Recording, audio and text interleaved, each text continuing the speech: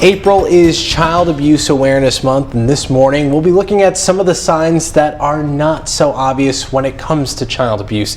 And joining us this morning to discuss this a little bit further, we have Tita Utuck joining us. So thank you for being here this morning, Tita. We really appreciate your time. Thanks for having me, Mike. So let's get right into it. Let's take a look at what are some of those four main types of abuse that are recognized or that you folks deal with over there at the Family and Children's Center.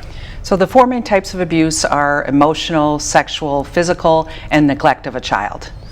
And how do they break down? Can you define each one for us?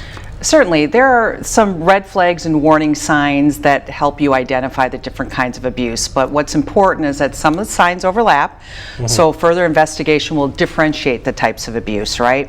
So when we're talking about physical abuse, we're talking about children who have unexplained bruises, welts, or burn marks on their bodies, or patterns of an injury that may indicate that there's a slapping or a belt that's happening.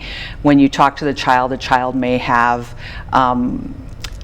differing stories about how the injury occurred, and the story doesn't make a lot of sense. So that's, we're talking about physical abuse, right? Sexual abuse, we're talking about children that might have bloodied and stained clothing, trouble walking or sitting, have a persistent sore throat, or even an STD. So those would all be warning signs and things that might lead you to believe there was some sexual abuse occurring. When we're talking about emotional abuse, you might be looking at a child that might be stammering, difficulty speaking, a lot of anxiety, a lot of somatic complaints, and those kinds of things might indicate that there are some emotional abuses going on. Then when we're talking about neglect, you're talking about a child who may not have proper hygiene, right? Who might not have body odors, hair matted and unclean, medical, dental issues, clothing that doesn't relate to the time of year. Winter coat in the summer, no coat in the winter. Those kinds of things would all indicate and might lead you to believe that there's neglect going on. And how can we be more aware of some of these signs, some of these things that maybe might not always be so obvious, or something that we're keeping an eye out for?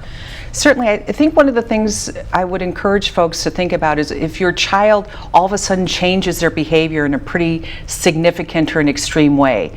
Now, we all have bad days, right? But it's about the child who, on an ongoing basis, is just completely different behavior. Oversleeping, overeating, or the opposite. Hyperactivity or no activity. So it's a change in your child's behavior that wasn't noticed there before. Before they wanted to go to school, now they don't want to go to school.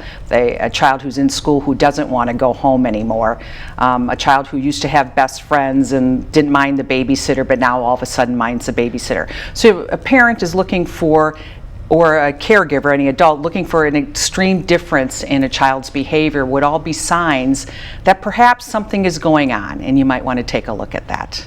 Well, Tita, we appreciate you joining us this morning, and we do have more information and resources over on our website, wxow.com, if you have any questions, or information that you're looking for. And again, we appreciate you joining us. Thank you so much for having me.